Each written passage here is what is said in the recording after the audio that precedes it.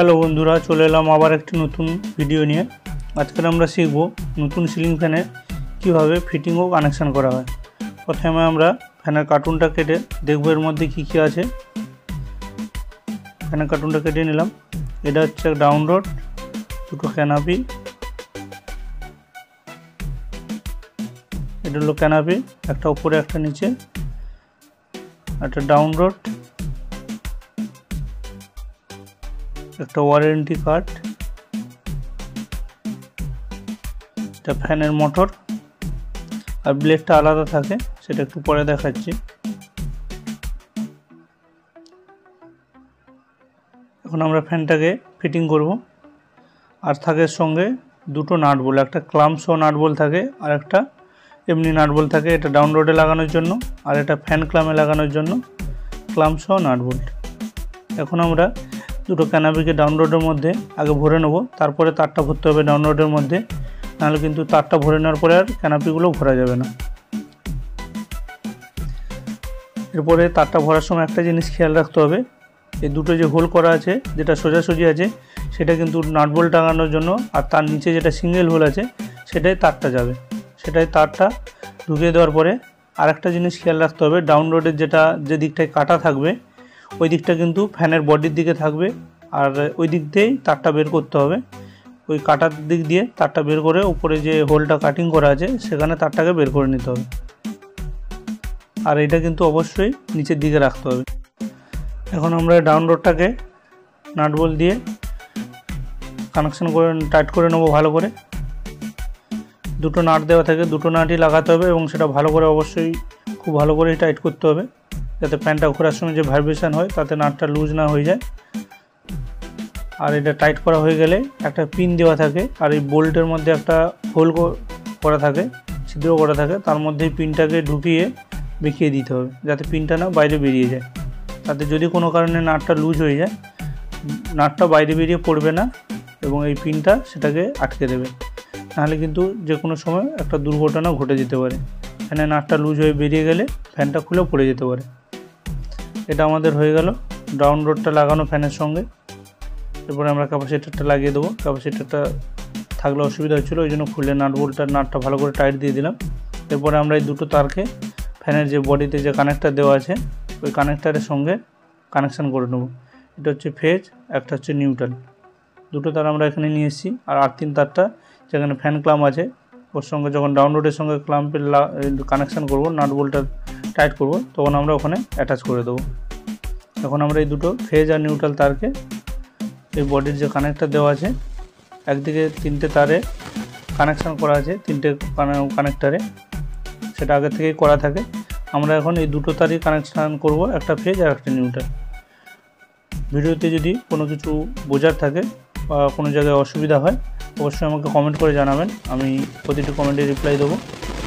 আর ভিডিওটি ভালো লাগলে অবশ্যই লাইক, কমেন্ট এবং শেয়ার করবেন এবং চ্যানেলটিকে অবশ্যই সাবস্ক্রাইব করে দেবেন এরকম আরও নতুন নতুন ভিডিও পেতে।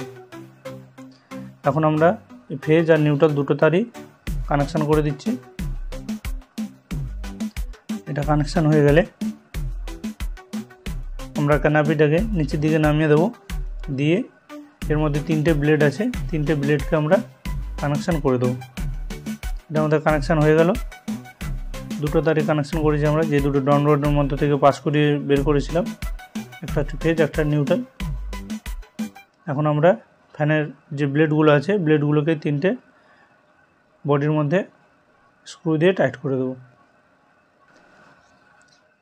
ক্যানাপিটাকে যখন নামাবো তখন কিন্তু অবশ্যই খেয়াল রাখতে হবে ক্যানাপিটার নিচের যে ক্যানাপিটা সেটা যেন ফ্যানের বডিতে যেন না টাচ হয়ে যায়, কারণ যখন ফ্যানটা চলে তখন একটা হিট হয়, সেটা কিন্তু একটু এই ক্যানাপি আর ফ্যানের বডির মধ্যে একটু গ্যাপ রাখতে হয় সেই হাওয়াটা পাসের জন্য। আর এই ক্যানাপিটা ফ্যানের বডিতে রাখলে ফ্যানটা যখন ঘুরতে শুরু করবে বা চলবে তখন কিন্তু একটা আওয়াজ হবে, সেটা কিন্তু খেয়াল রাখতে হবে। ক্যানাপির থেকে যেন ফ্যানের বডি মিনিমাম 1/2 ইঞ্চি গ্যাপ থাকে। এরপরে আমরা এই ব্লেডটাকে কেটে নিচ্ছি। প্রথমে 3টে ব্লেড আছে, এটা 3 ব্লেডের ফ্যান, 4 ব্লেডেরও ফ্যান হয়, 5 ব্লেডেরও হয়, 6 ব্লেডেরও ফ্যান হয়, এটা 3 ব্লেডের ফ্যান। এখন আমরা প্লাস্টিক থেকে ব্লেডটা বের করে নেব। 3টে ব্লেড আছে, 3টে ব্লেডই বের করে নিয়ে একটা একটা করে আমরা ফ্যানের বডির সঙ্গে স্ক্রুগুলো খুলে টাইট করে দেবো। অরেঞ্জ কালারে এগুলোতে ব্লেডগুলো স্ক্রু দিয়ে টাইট করতে হবে। স্ক্রুগুলো খুলে ব্লেডগুলো যখন টাইট করব তখন একটা জিনিস খেয়াল রাখতে হবে, এই যে কাগজগুলো দেওয়া আছে এগুলো কিন্তু ওয়াশারের কাজ করে। ফ্যান আর যখন ফ্যানটা চলতে শুরু করে ফ্যান আর এই ব্লেডের মধ্যে যে ভাইব্রেশনটা হয় সেটা কিন্তু এটা অবজার্ভ করে। তাই স্ক্রুটা যখন ব্লেডটা লাগানো হবে অবশ্যই কিন্তু নিচেই কাগজের যে ওয়াশারটা আছে সেটা কিন্তু অবশ্যই দিয়ে স্ক্রুটা ব্লেডকে টাইট করতে হবে ফ্যানের বডির সঙ্গে।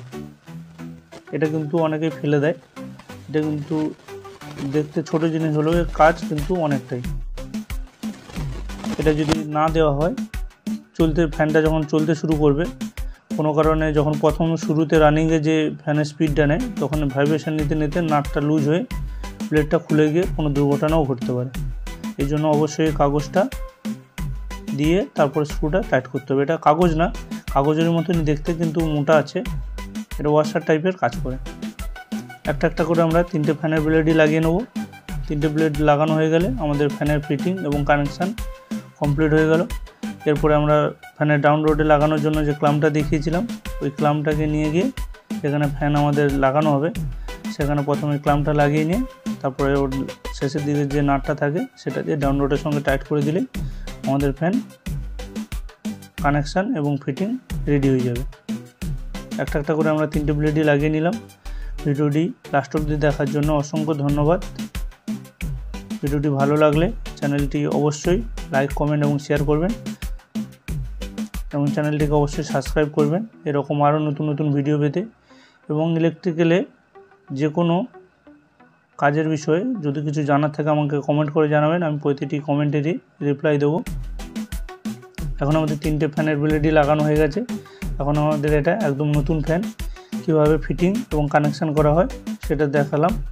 ফ্যানের কার্টুনের মধ্যে এরকম একটা ওয়ারেন্টি কার্ড থাকে, এই ওয়ারেন্টি কার্ডটাকে অবশ্যই গুছিয়ে রাখতে হবে যতদিন না আপনার ওয়ারেন্টি পিরিয়ড